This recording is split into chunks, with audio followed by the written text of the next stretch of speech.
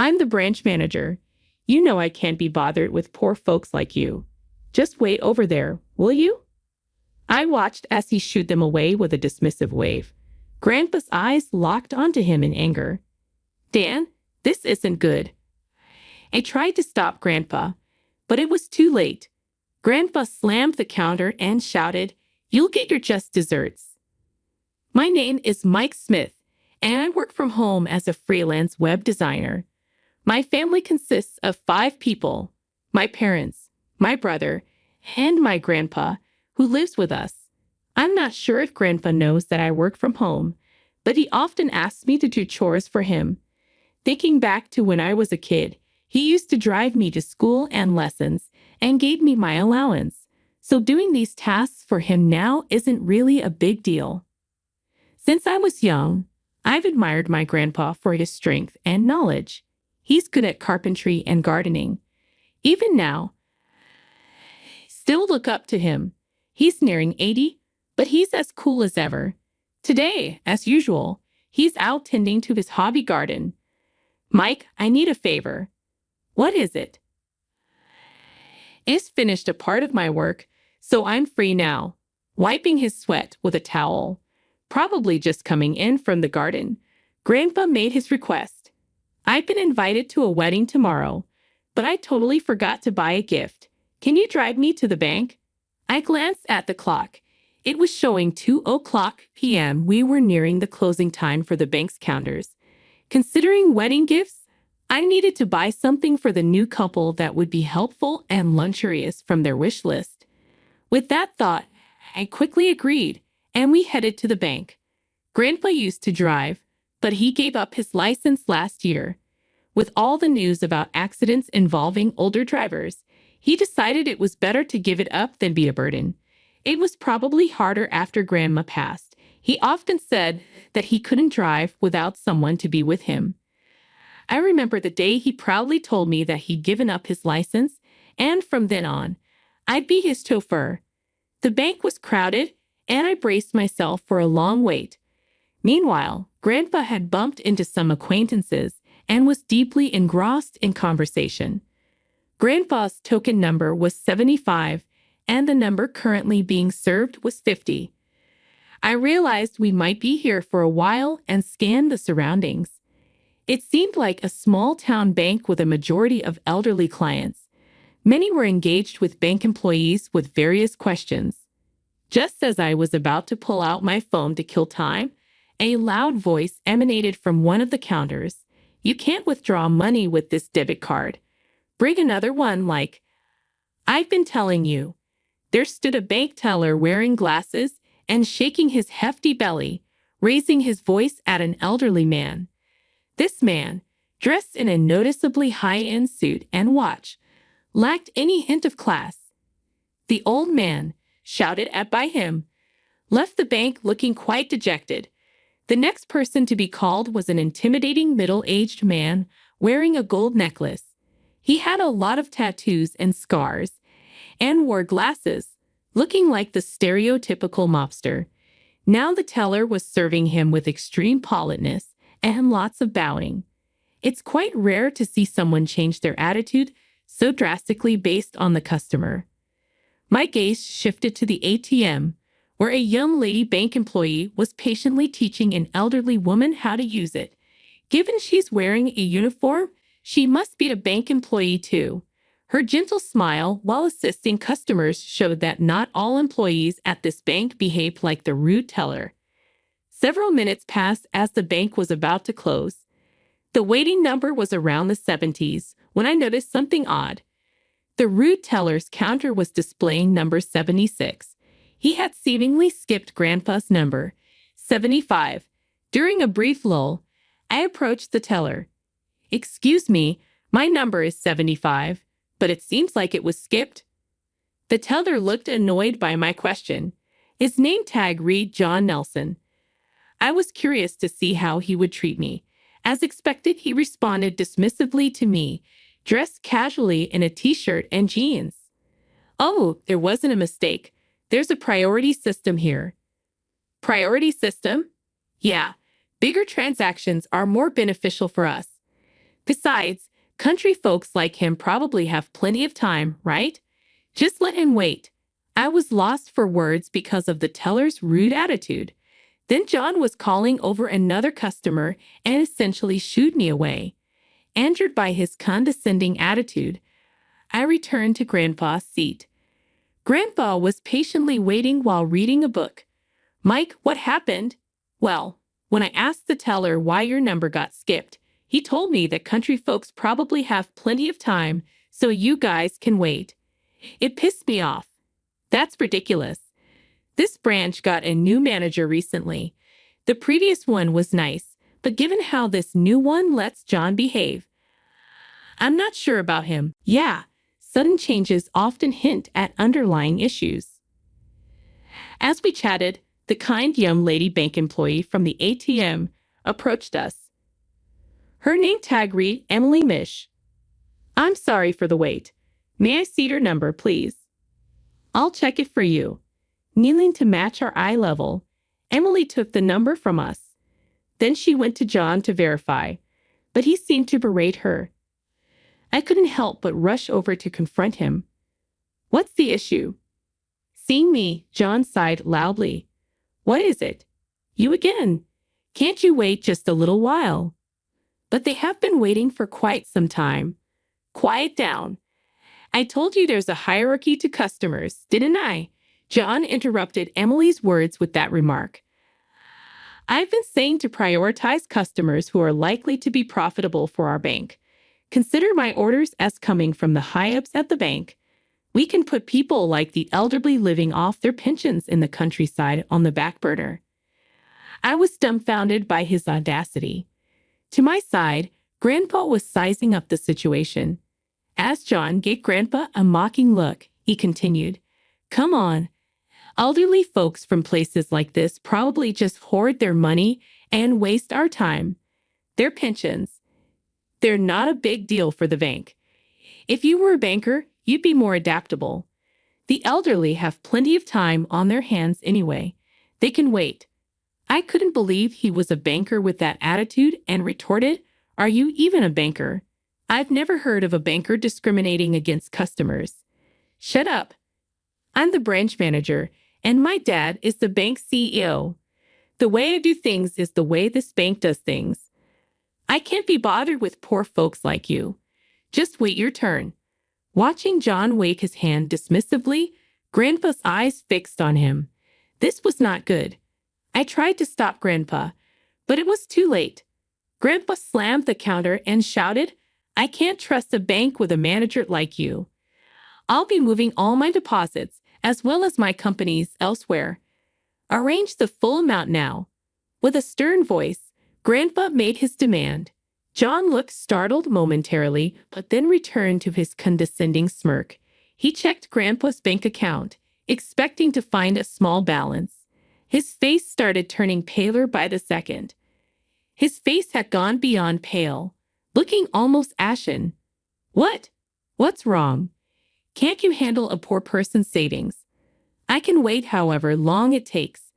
Just get it ready, Grandpa said, then heavily sat in the waiting room chair.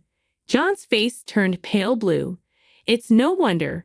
Grandpa is the CEO of a certain company. He's approaching 80 but is still going strong.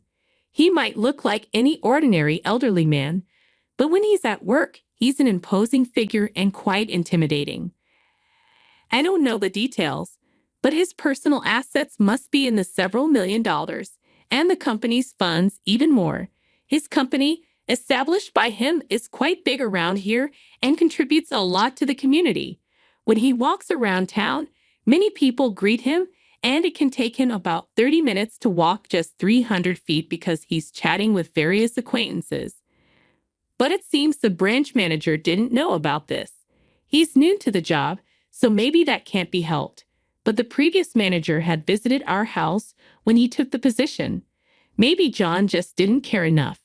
It could be said that John's disregard for customers led to this situation. Without saying a word, Grandpa continued to glare at John, not missing a single move. That look must have been absolutely terrifying to anyone on the receiving end of it. I remember when I was little, Getting scolded by my grandpa was downright scary, so I can totally relate to that feeling. Off manager and in apparent terror of grandpa, John screamed and bolted from the place, running out of the bank. He recklessly started running, bolting out of the store. He ran away. Mike, let's contact the main office. That guy said he was the CEO's son. We need to clean all the dirt from under the rug completely, Grandpa said with a smirk. Once he gets like this, nothing can stop Grandpa. He's truly a force to be reckoned with.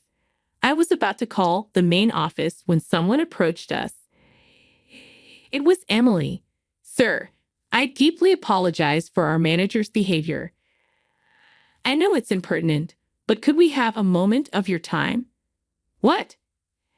After that, we learned shocking facts from her. We decided we would take down John completely. We then gathered various documents and prepared everything to close our accounts and headed to the bank's main office. Grandpa had already scheduled an appointment with the bank CEO. Dressed in suits, both Grandpa and I made sure to present ourselves impeccably. Besides my grandpa and me, there were two other slightly stocky employees who joined us for added security. We didn't take my usual car, but instead rode in a black luxury car reserved for the CEO. Upon arriving at the main office, the bank president greeted us with a smile and led us to a meeting room. Sitting there with a fake smile was probably John's father, Paul Nelson. Next to him, in stark contrast to before, was branch manager John with a confident smile, and behind him stood two men in black suits looking like bodyguards. I'm truly sorry for the inconvenience. It seems my foolish son has caused you some trouble. I deeply apologize for the other day. I have reflected on my actions. John Nelson lowered his head. It sounded like a superficial and insincere apology. People don't change that easily, I thought to myself. I took out the documents I had prepared from my bag and spread them out on the desk. I have prepared the cancellation documents here. From now on, we will no longer do business with you. My decision is final and I won't change my mind. You not only insulted me, but also insulted the elderly pensioners in Nebraska and the people living there. I can't trust someone like you, especially if they're the son of the bank president. At Grandpa's words, Paul's smile tightened. John's smile had completely disappeared, and he looked pale and downcast. However, as expected from someone who had risen to the top of a bank, Paul quickly composed himself and began speaking in a soothing voice. Sir, I deeply apologize for John's behavior. I know it's impertinent, but could we have a moment of your time? The president took out a piece of paper from his pocket and placed it on the desk. It was a check for $10 million. It was clearly a bribe. A deep furrow appeared between Grandpa's brows. I'm not someone you can easily fool. If you say it's not enough, I'll add more. I hope this will appease your anger. Paul's hands were rubbing together, trying to get closer to Grandpa, looking utterly sycophantic. I was getting fed up and just wanted to wrap things up and leave. This isn't about the money. Can't you even understand that? Of course, I'll make John resign, but this check is a gesture of my goodwill. Wait, Dad, why am I resigning? John protested. Quiet. It's your responsibility. But wasn't it your policy to increase profits? My branch had good sales. Wasn't that the answer? Just shut up. If you hadn't messed up, we wouldn't be in this mess. There must have been a better way. Excuse me, can I say something? I interrupted the bickering father and son. Regarding the profit your son mentioned, we've received complaints from the residents of Nebraska about aggressive sales tactics for financial products like investment trusts and insurance. Some people even mentioned being scammed into signing contracts. I've consolidated these complaints and consulted with the Better Business Bureau. I expect the Consumer Financial Protection Bureau to intervene soon. What? Paul snatched the printout listing the complaints from the desk and checked the contents. I assume many of your clients will be canceling their bank accounts soon, so you better be prepared. And now, here comes the main part. I slowly took out my tablet and began navigating through the files. Displayed were a series of numbers. See this here, here, and here too. These are unauthorized withdrawals. What do you mean? How do you have that data? Well, who knows? I tried to play it cool with a smirk, but the two in front of me were turning red and then pale. Yes, this data was crucial evidence of the bank's wrongdoing. They had created fictitious accounts in John's branch and deposited money into them. Evidence of embezzlement. Furthermore, I operated my tablet again. These are John's stock trading records. On several occasions, he bought a large number of stocks just before their prices rose and then sold them all after the increase. It's so predictable, it's almost funny. This is insider trading, isn't it? Did you leak information to your son? Paul, I also have evidence here. You should be careful with your email exchanges. If you don't delete them regularly, you never know who might read them. Displayed on the tablet were John's email records, leaving such evidence behind. When it came to committing wrongdoings, John was plain knave.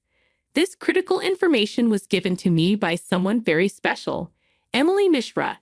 She worked at another bank and was essentially a spy. Sensing something fishy about Paul and John, she discreetly aimed to bring them down. Emily had accessed John's computer, saved the records, and sent the data to me. Moreover, I obtained additional necessary data by hacking. Yes, I'm a white hat hacker who also collaborates with the cybercrime division of the FBI. I had received a request from the FBI to gather information on this case. Thanks to Emily's collaboration, things progressed smoothly. I consulted with a trusted FBI agent and successfully exposed the wrongdoing. Of course, this evidence has also been handed over to the FBI, so agents with arrest warrants should be arriving here soon. When I relayed this to Paul, he collapsed to his knees as if defeated. It's over, he muttered. The outside of the room suddenly became noisy. It seemed the agents had arrived. The two men in front of me were so shocked they could only let out silent screams. The next day, the front pages of newspapers were all about the scandal involving the local bank CEO and his son. It was even covered on national news, making me realize how significant the issue was. Due to the CEO's misconduct and profit-focused policies, the bank's reputation plummeted. Eventually, it was decided that it would be merged with a rival bank, of course, the bank where Emily worked. In the end, whether it was the arrest of the CEO and his son that put Grandpa at ease or not, he didn't move his deposit to another company. Well, it involved a significant amount of money, so maybe that was for the best.